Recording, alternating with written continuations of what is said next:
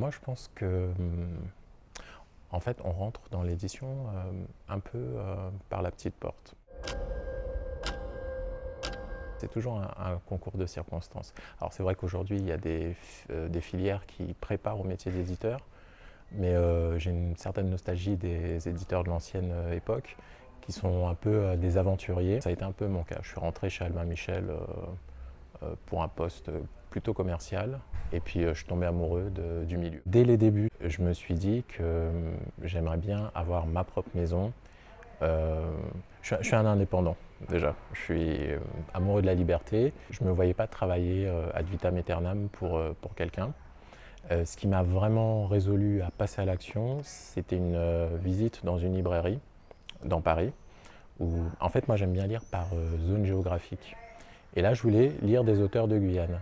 Et je suis tombé sur alors on va pas l'appeler libraire, sur un vendeur qui m'a dit « Ah, la Guyane, il faut aller au rayon Afrique », avec un certain dédain. Et je me suis dit, tiens, il y a quelque chose à jouer et si je me lance, ça va être ça. Faire en sorte de faire découvrir les auteurs de Guyane à la métropole et après à la francophonie, parce que je suis très ambitieux.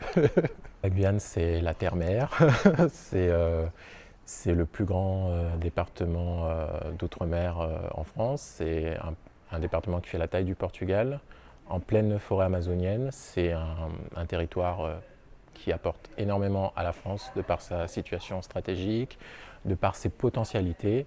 C'est un département où il y a tout à faire, tout à construire, tout à améliorer. C'est un des rares lieux encore sur le territoire français où on peut se lancer dans des aventures un peu comme à l'époque du Far West. Vincennes, c'est un peu une base de lancement, c'est pas Kourou, c'est Vincennes, pour justement faire émerger ces auteurs qui sont encore inconnus. Vincennes, clairement, terre d'accueil, terre de refuge même, parce que aussi bien sur le plan personnel que professionnel, c'est un lieu où je m'épanouis. Ce que je cherche en fait, c'est à transformer l'imaginaire des lecteurs. J'ai envie d'offrir des livres qui fassent réfléchir. Mon lecteur idéal, en fait, c'est quelqu'un de ma génération, un peu plus âgé, quelqu'un de très actif, qui est tout le temps en train de bouger, qui est tout le temps sollicité par les différents écrans et qui a peut-être besoin par moment de s'arrêter, faire une pause, ouvrir un livre et peut-être remettre en question sa vie, ses espoirs, ce qu'il a envie de faire de son existence. 1000 pages et moi, c'est une histoire qui débute. J'espère une longue collaboration. En tout cas, ils ont été très ouverts. Ils m'ont proposé de faire de la mise en place, ce qui n'est pas forcément évident quand on est un petit éditeur. Mais le fait que je sois à Vincennes, qu'à la base je suis aussi un client depuis des années, et ce sont des libraires qui sont vraiment très proches des habitants de Vincennes.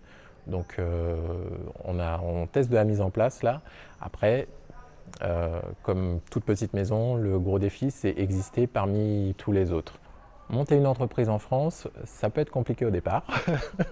Après, je pense que lorsqu'on trouve sa place, qu'on fait quelque chose qu'on aime, qu'on est à fond. Moi, je suis un passionné, je fais des semaines de 80 heures, donc je suis assez épanoui. Je crois que la meilleure décision de ma vie, ça a été justement de me lancer, même si au départ j'avais un peu peur, parce qu'on n'est pas formé forcément en France pour devenir entrepreneur.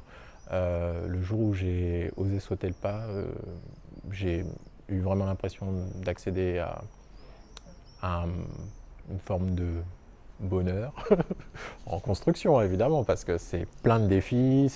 Mais ce qui est bien aussi, c'est que, alors c'est bien à la fois en tant qu'entrepreneur, mais aussi en tant qu'éditeur, c'est que j'ai pas le temps de m'ennuyer, de rentrer dans une routine.